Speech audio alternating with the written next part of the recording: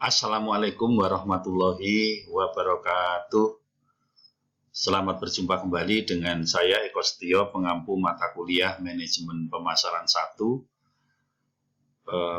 Pada pertemuan kali ini saya akan melanjutkan pertemuan sebelumnya tentang pasar di bab 3. Pada pertemuan-pertemuan sebelumnya di bab 3 itu telah dijelaskan pengertian atau definisi tentang pasar, baik secara umum, yaitu tempat bertemunya penjual dan pembeli yang melaksanakan transaksi, maupun pendapatnya William Stanton maupun Philip Kotler.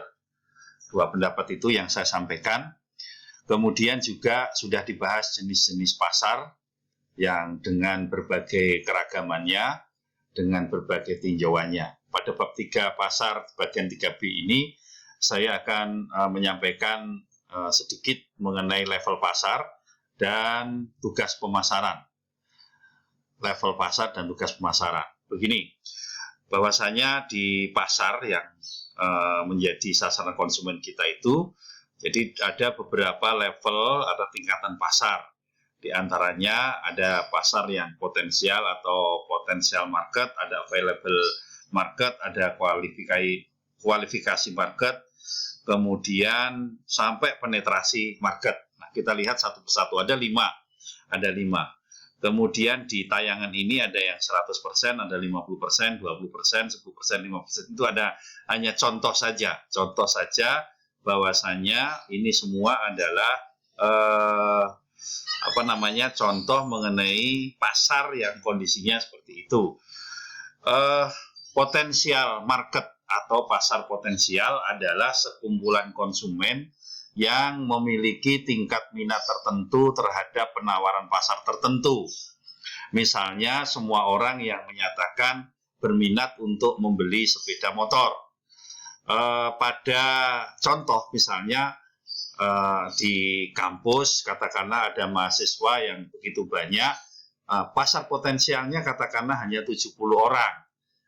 70 orang yang memiliki merupakan pasar potensial yang berminat untuk membeli sepeda motor baru. Nah, ada yang mahasiswa laki-laki, ada yang perempuan. Nah, kemudian ada pasar yang tersedia, yaitu sekumpulan konsumen yang berminat, kemudian memiliki penghasilan dan akses pada penawaran pasar tertentu. Nah, dalam pasar yang tersedia ini konsumen juga memiliki daya beli atau kemampuan untuk membeli sepeda motor.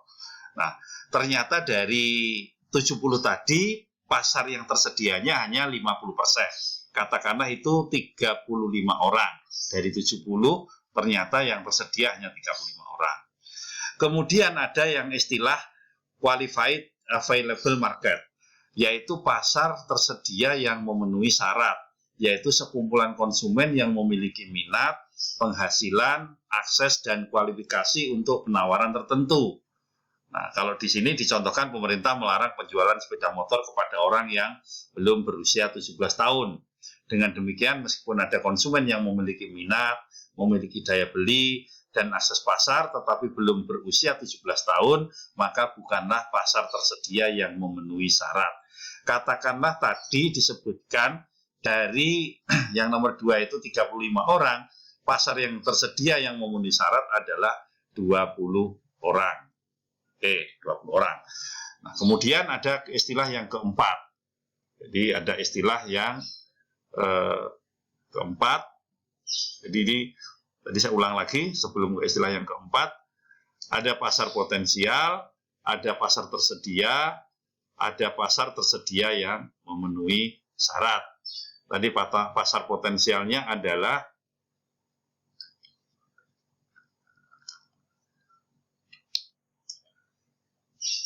pasar potensialnya tadi jumlahnya. Baik, kita lanjutkan. Untuk level pasar yang keempat adalah pasar yang dilayani. Saya ulang, untuk yang keempat adalah pasar yang dilayani. Pasar yang dilayani itu apa? Dalam bahasa lain adalah target market, yaitu bagian dari qualified available market yang ingin dimasuki perusahaan.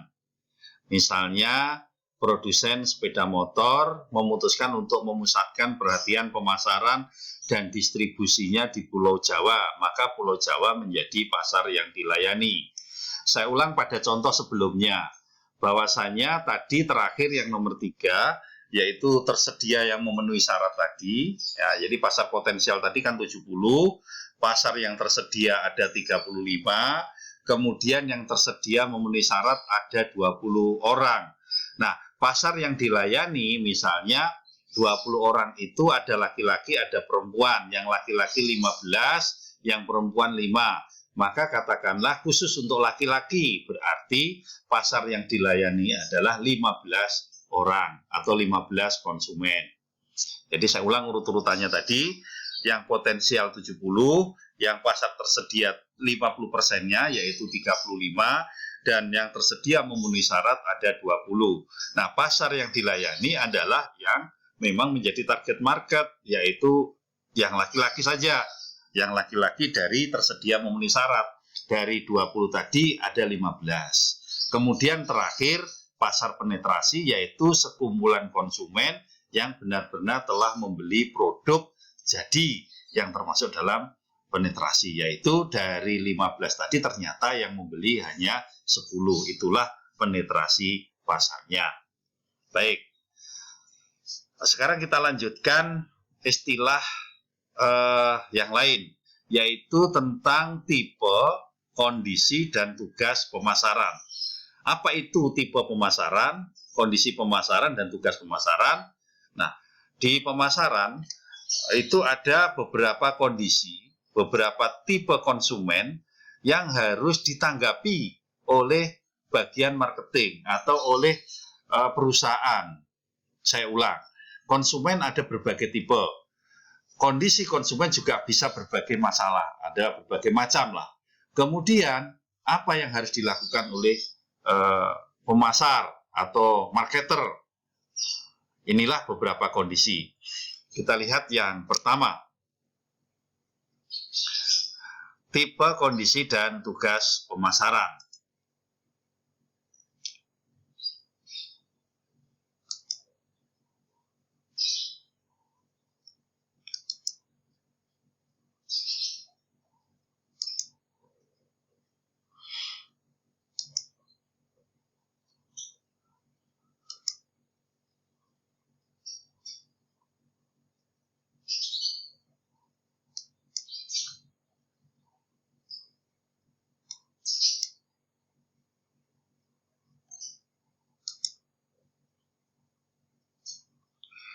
Tipe pertama.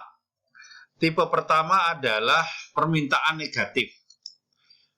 Jadi tipe pertama adalah permintaan negatif.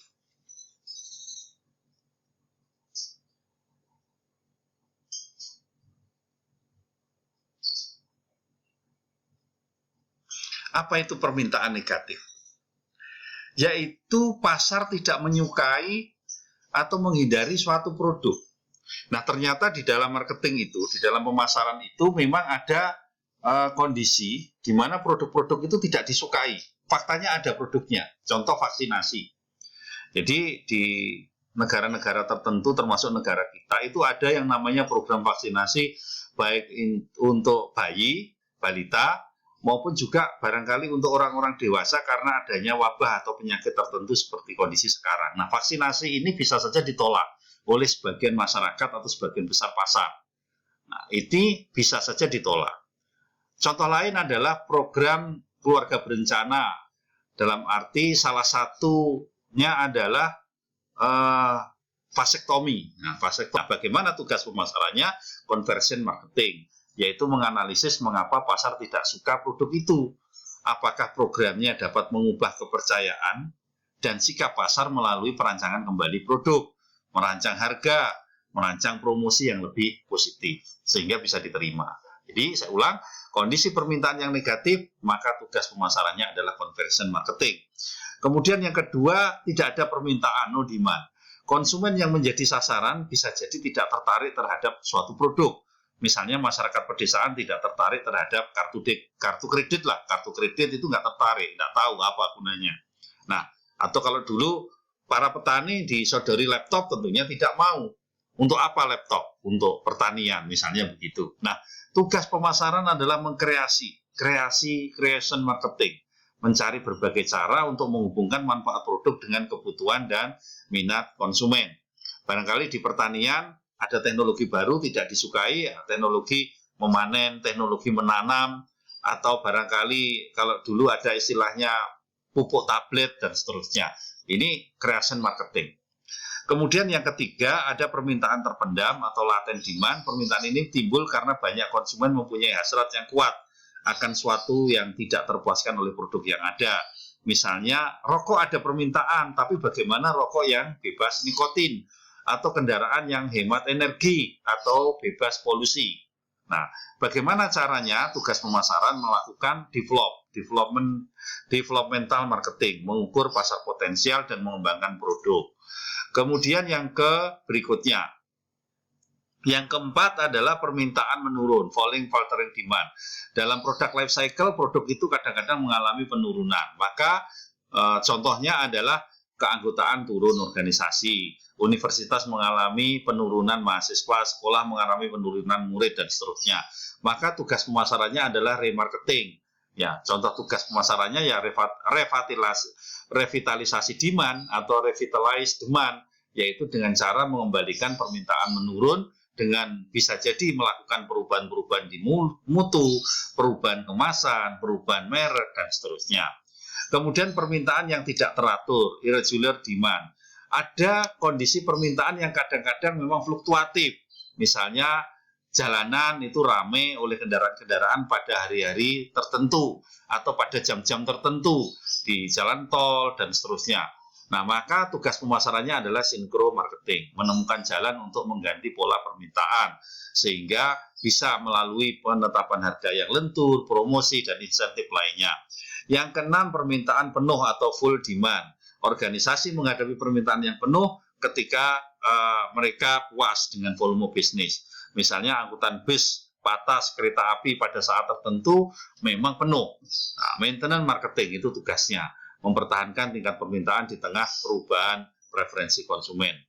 Kemudian yang ketujuh, permintaan berlebih, over full demand. Kalau pada masa-masa liburan, permintaannya naik terhadap jasa-jasa angkutan, tempat-tempat wisata, atau untuk di masyarakat muslim seperti negara kita, permintaan menunaikan ibadah haji luar biasa banyaknya, harus antri 10 tahun, 15 tahun, 25 tahun, bahkan ada yang 35 tahun. Nah, ini tugas pemasarannya adalah mereduce demand, demarketing. Jadi mengurangi permintaan sementara atau permintaan sampai jumlah tertentu. Kemudian yang terakhir, permintaan yang tidak sehat, unwholesome demand. Produk yang tidak sehat ada juga peminatnya, misalnya narkoba, mirasantika. Nah, itu merupakan kondisi permintaan, faktanya ada, tetapi itu tidak sehat produk itu.